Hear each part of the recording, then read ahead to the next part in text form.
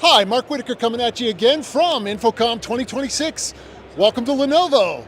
Lenovo devices are everywhere, and the first one that I should have mentioned was our Hub Gen 2. Our Hub Gen 2 is a Microsoft Teams device that sits center of table.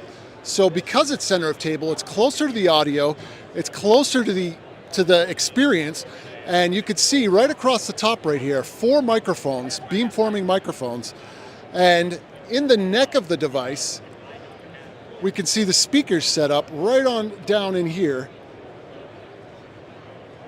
So it comes all together in one device, a swivelable touch panel.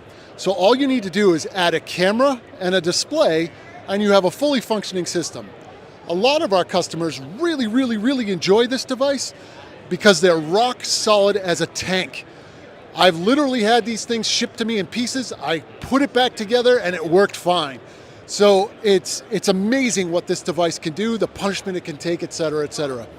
But one other thing I'd like to call out about this is our integration with Hudley and our new partnership with Hudley.